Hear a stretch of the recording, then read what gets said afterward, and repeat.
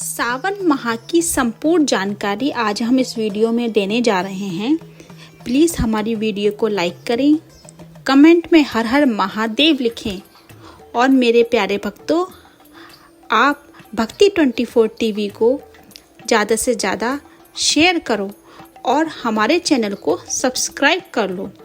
सावन माह की संपूर्ण जानकारी सन 2024 में सावन का महीना कब है और कितने सोमवार पड़ेंगे, सावन की समाप्ति कब है और व्रत का पालन कैसे करें, व्रत में कौन सी चीज़ नहीं खानी चाहिए और एक ऐसा उपाय हम इस वीडियो में बताएंगे जिससे आपकी भोले बाबा की कृपा से 7 जन्मों की परेशानी भी दूर हो जाएगी।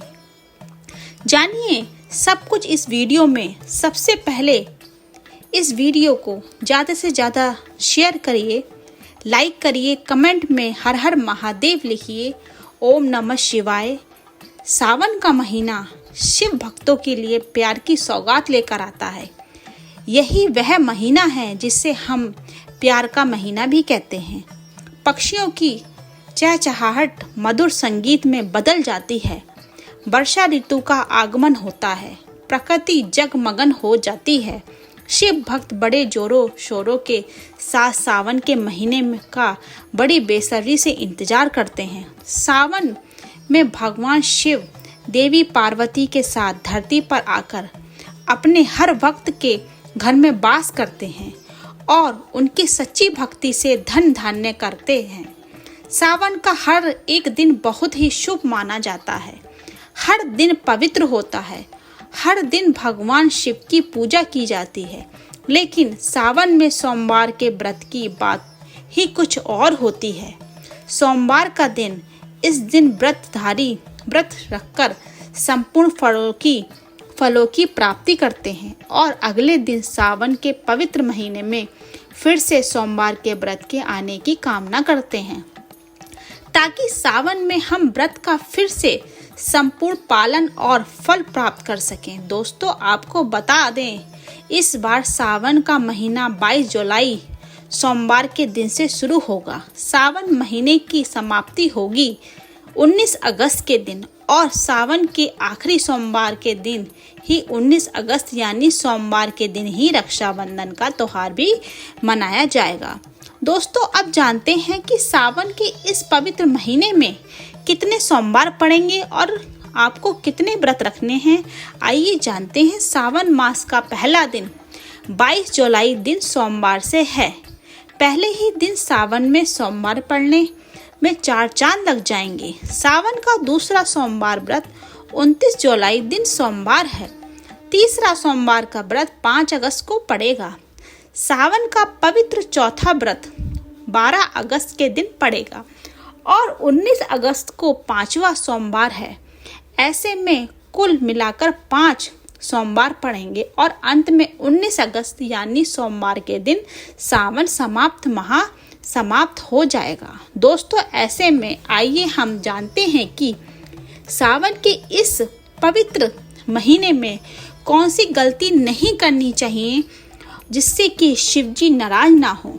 सबसे पहले आइए जानते हैं कि सावन व्रत में कौन सा फल नहीं खाना चाहिए और आइए जानते हैं कुछ ऐसी सावधानियां जिसे भूल कर भी नहीं करनी चाहिए।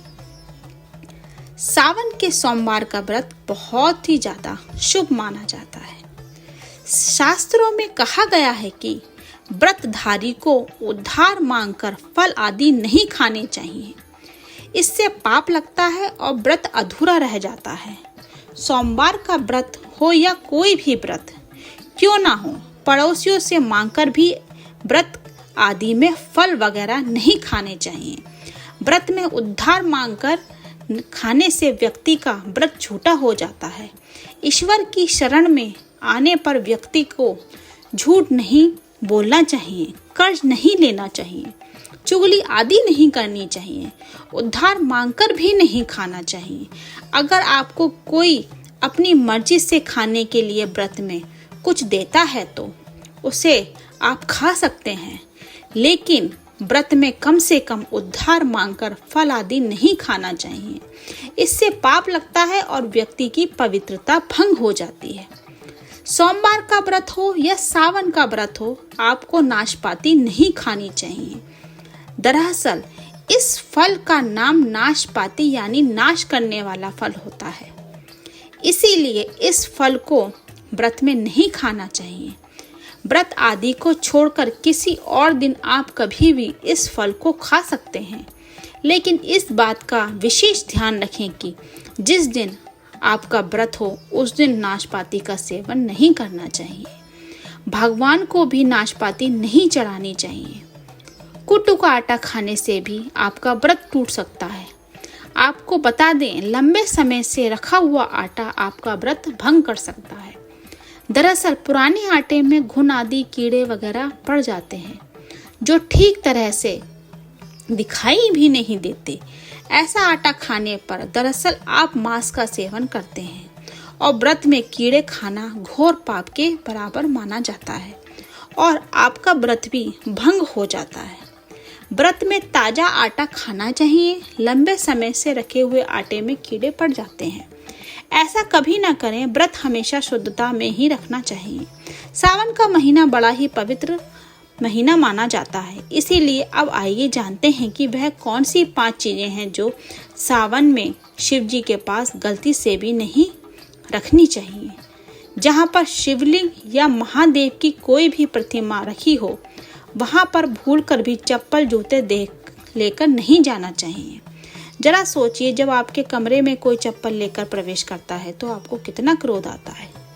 इसी प्रकार महादेव जी भी आपसे नाराज हो जाते हैं और आपको मिलने वाला व्रत का फल या पूजा का फल नष्ट हो जाता है। ऐसे में मंदिर में नंगे पांव ही प्रवेश करना चाहिए, क्योंकि चमड़े की चप्पल हमेशा अशुद्ध रहती है। इसमें देव शक्ति नाराज होती है। अक्सर महिलाओं को मासिक धर्म आ जाता है और वो बिना किसी को बताए पूजा पाठ कर लेती हैं, जो कि शास्त्रों में वर्जित माना गया है। इस समय महिलाओं को जानकर भी अनजान नहीं बनना चाहिए। अगर आपको मासिक पीड़ा है तो घर के अंदर बने मंदिर में या बाहर बने मंदिर में कभी प्रवेश नहीं करना चाहिए। इससे देव शक्तियां नाराज होकर आपसे क्रोधित हो सकती हैं। ऐसे समय में शिवलिंग को छूना घोर पाप के बराबर माना जाता है। जरा सोचिए, ऐसी अवस्था में जब महिला को बुरा लगता है तो ईश्वर को कितना बुरा लगेगा। इसीलिए महिलाओं को ऐसी अवस्था में मंदिर यात्रा, घर में पूजा पाठ, भगवान की प्रतिमा को छूना या तुलसी में पानी भी नहीं डालना चाहिए। ऐसी अवस्था में अगर आप तुलसी में जल डालती हैं तो तुलसी का पौधा भी सूख जाता है। जब देव शक्तियां नाराज होती हैं तो घर में कंगाली और गरीबी, लड़ाई झगड़े होने लगते हैं। इसीलिए ऐसा कभी मत करना। शास्त्रों में बताया गया है कि जहाँ शिवलिंग होता है वहाँ पर सभी शक्तियाँ सक्रिय रहती हैं।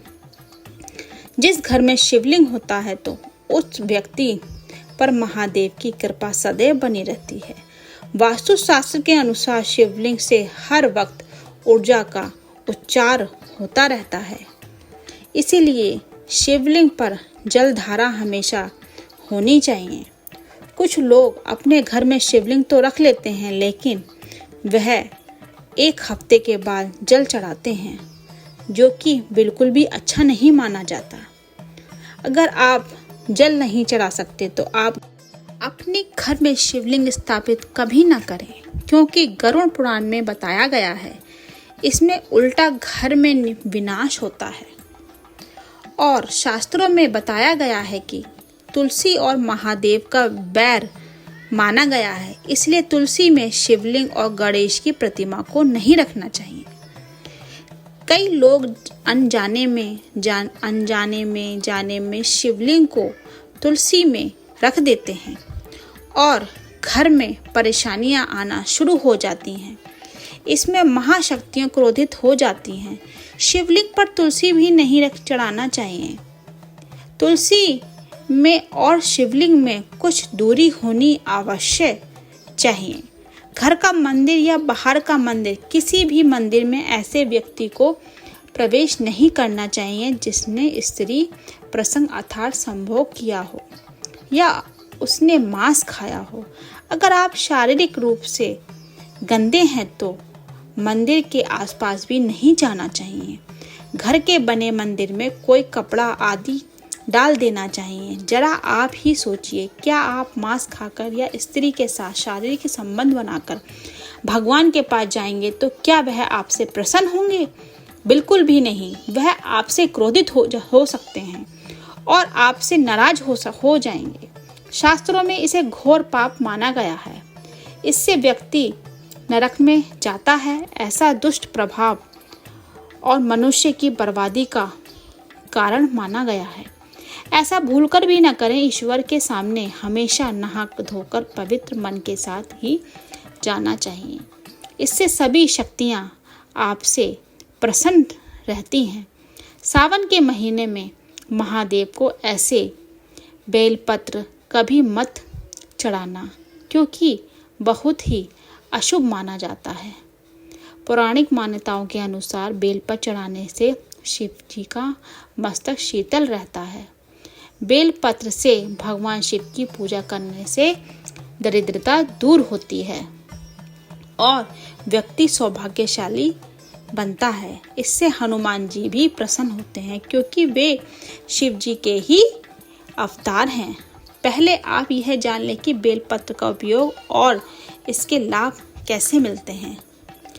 तीनों लोकों में जितने तीर्थ स्थल प्रसिद्ध हैं, ये सभी तीर्थ स्थल बेलपत्र के मूल भाग में स्थित माने जाते हैं। इस बात को शायद ही कोई जानता होगा। यदि बेल का वृक्ष घर के बीचों बीच या पूर्व दिशा में लगा हो तो घर में धन धान्य की कोई भी कमी नहीं रहती और परिजन खुशहाल रहते हैं।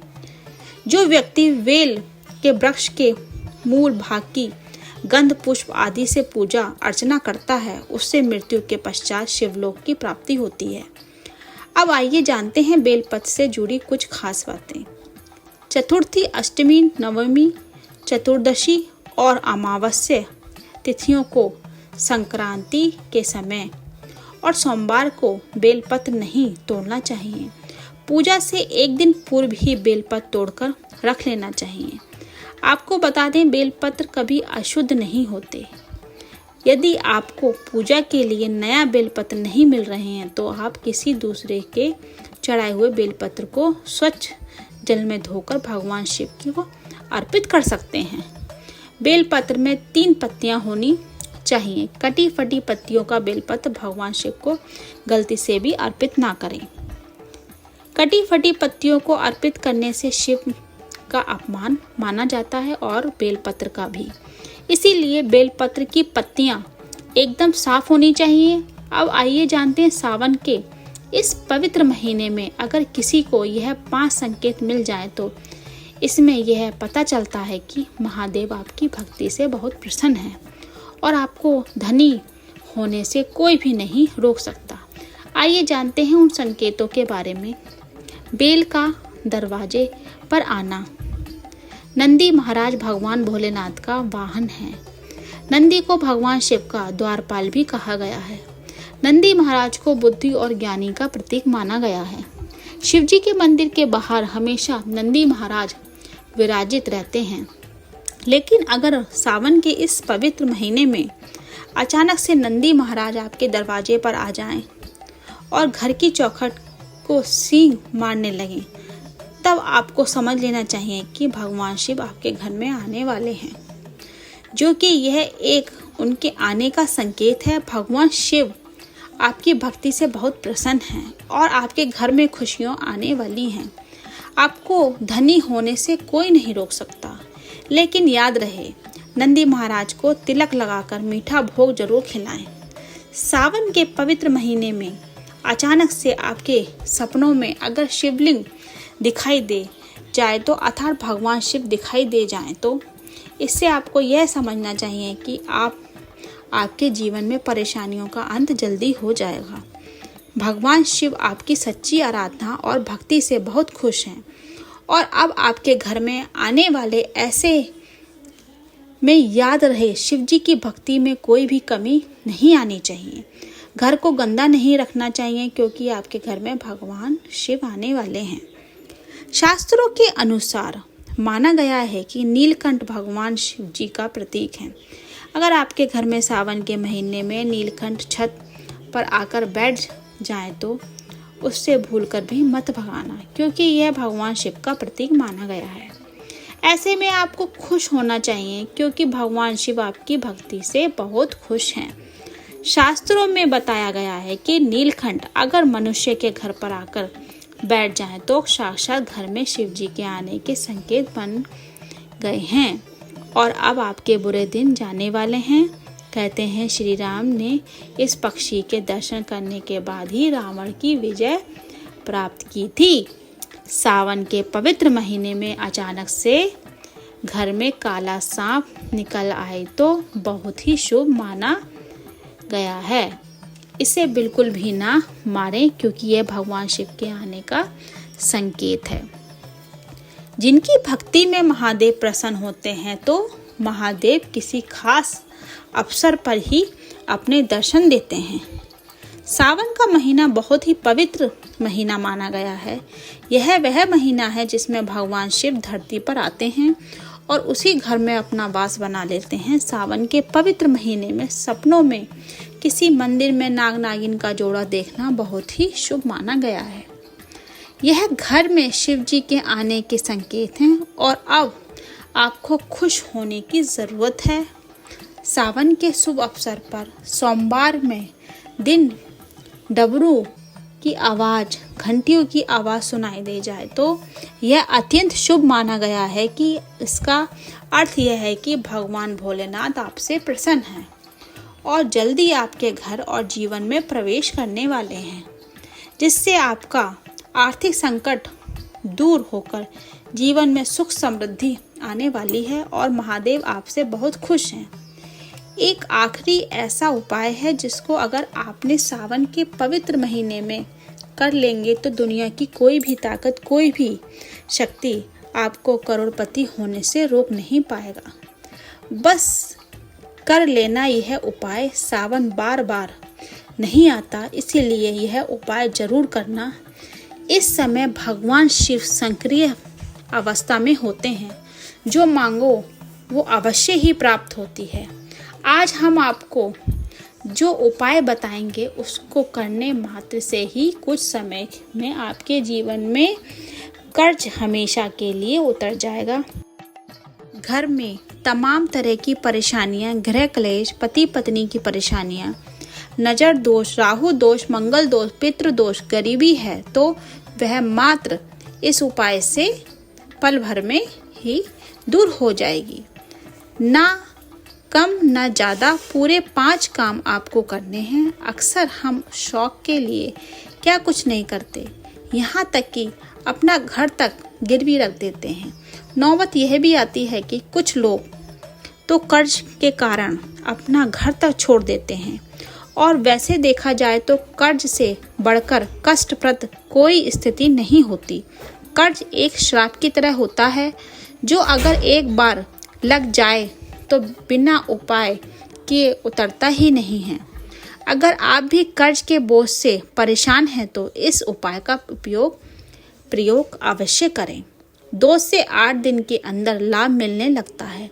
यह बात आपको शायद मजाक लगे, लेकिन मैं आपसे वादा करती हूँ कि यह 100% सत्य है। लेकिन इसका लाभ लेने के लिए आपको 5 काम करना होगा, तभी आपके कर्ज से मुक्ति मिलेगी। तो चलिए शुरू करते हैं। सच्चे दिल से कमेंट बॉक्स में लिखें हर हर महादेव, ओम नमः शिवाय। अंत में एक लाइक जरूर करें। आज का वीडियो बहुत ही सुंदर है, इसीलिए एक लाइक अगर आप चाहें तो पहले ही कर दें, क्योंकि आप पर लाइक करना भूल जाते हैं और आपका एक लाइक हमारे लिए बहुत ही कीमती है।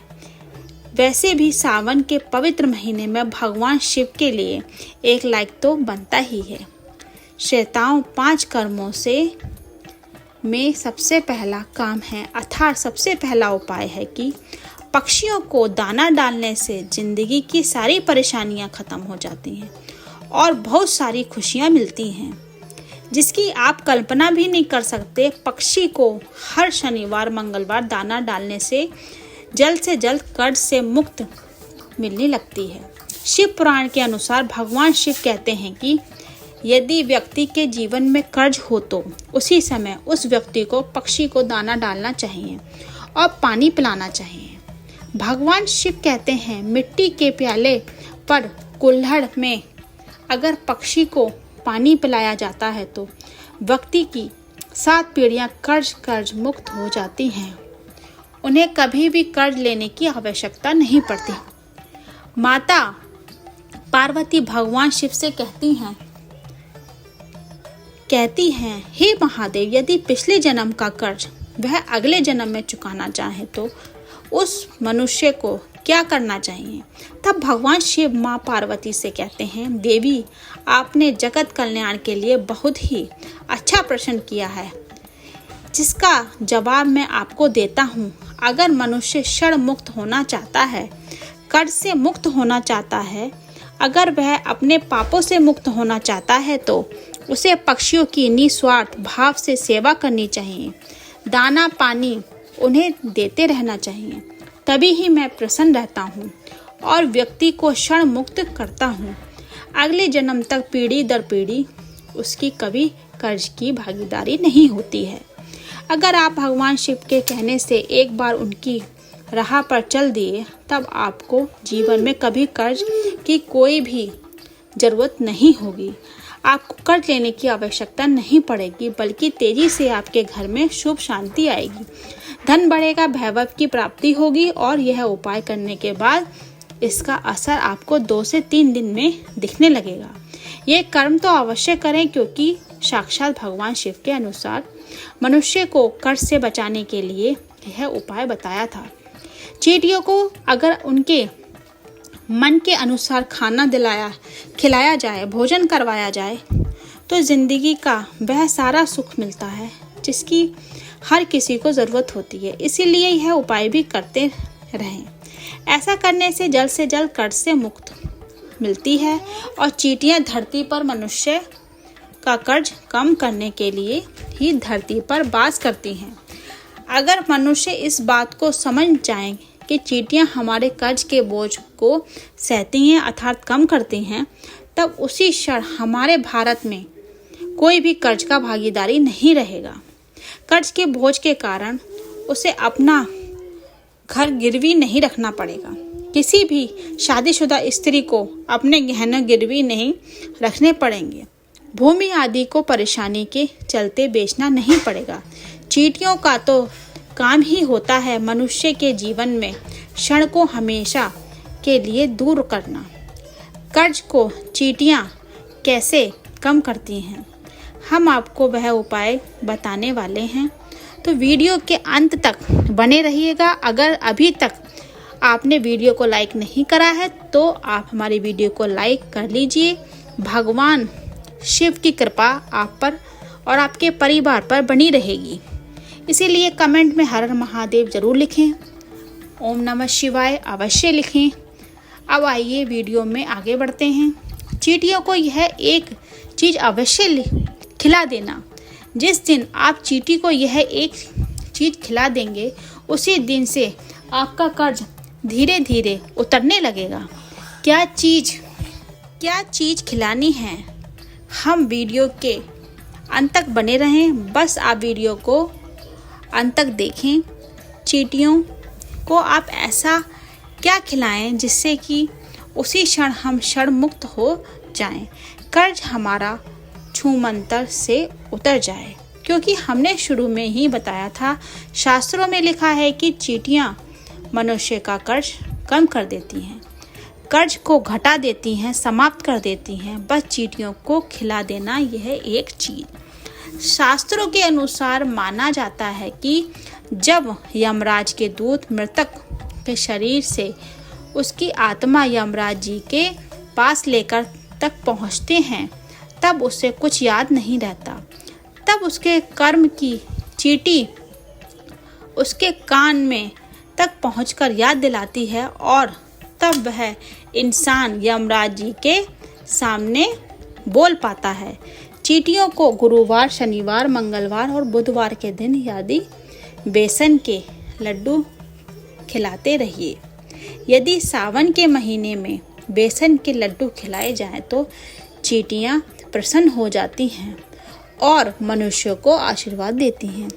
चींटियों को ग्रहों की रानी कहा जाता है। नवग्रह का चींटियों से साक्षात वास होता है।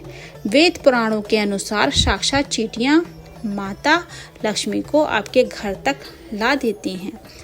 घर में माता लक्ष्मी को आने का सबसे बड़ा हाथ चींटियों का ही होता है, क्योंकि चींटियां प्रसन्न तो माता लक्ष्मी भी प्रसन्न। चींटियां को चीनी खिलाने से ग्रह शांत होते हैं। यदि आप एक बार शांत हो जाएं तो मनुष्य खुद ब खुद राजा बन जाता है। करोड़पति महादान धन घर में तेजी से धन चुंबक की तरह खींचा चला जाता है। यह दूसरा उपाय, और आपको चींटियों की चीनी या बेसन के लड्डू जरूर खिलाने चाहिए। आप चाहें तो मीठे बिस्किट भी चींटियों को अवश्य पूर्वक खिला सकते हैं। सावन के पवित्र महीने में बंदरों को अगर हर मंगलवार मीठा और चना खिलाया जाए तो मंदिर को वो हर मुश्किलें हल हो जाती हैं जिसकी हर व्यक्ति को ज़रूरत है। बंदरों को खाना खिलाने से बजरंगबली बहुत ही प्रसन्न हो जाते हैं और आपके सारे संकट हर लेते हैं। और एक बंदर को मंगलवार के दिन भोजन कराने से 10 हनुमान चालीसा का फल प्राप्त होता है। 10 बंदरों को चना आदि खिलाने से 1000 बार हनुमान चालीसा पढ़ने का पुण्य प्राप्त होता है। सावन में काल भैरव की सवारी अगर कुत्तों को मीठे बिस्कुट खिलाएं जाएं तो कर्ज से मुक्ति हो मिलती है। साथ ही साथ घर में लड़ाई झगड़े आदि और नकारात्मक ऊर्जा भी नष्ट हो जाती है। इसीलिए हर उपाय भी करते रहने चाहिए। भगवान शिव को पशुपतिनाथ ही नहीं कहा जाता, इसीलिए काल भैरव की सवारी कुत्ते को सावन में भोजन अवश्य कराएं। अब बात करते हैं नंबर 5 की, जो गौ माता से संबंधित है। शायद आप जानते नहीं होंगे, गाय में सभी देवी देवताओं का वास होता है और इसी कारण गाय माता के नाम से भी जाना जाता है।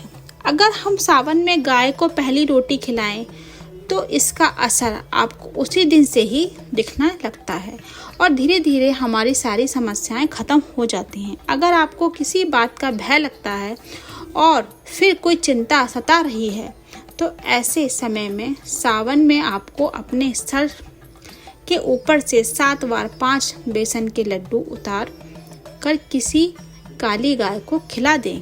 ऐसा करने से आपको कर्ज से मुक्ति मिलती है। साथ ही साथ हमारे सारे पाप भी मिट जाते हैं। अगर आपको 10 दिन के अंदर कर्ज से मुक्ति पाना है तो सावन में इन 5 उपायों को अवश्य करें, तभी ही कर्ज से मुक्ति मिलेगी। तो यह थी हमारी आज की वीडियो। मैं आशा करती हूँ आपको सावन माह से संबंधित जानकारी अच्छी लगी होगी। आपको हमारी वीडियो पसंद आया हो तो हमारे चैनल को सब्सक्राइब करना बिल्कुल ना भूलें। अगली वीडियो में तब तक के लिए हर हर महादेव, जय शिव शंकर, ओम नमः शिवाय।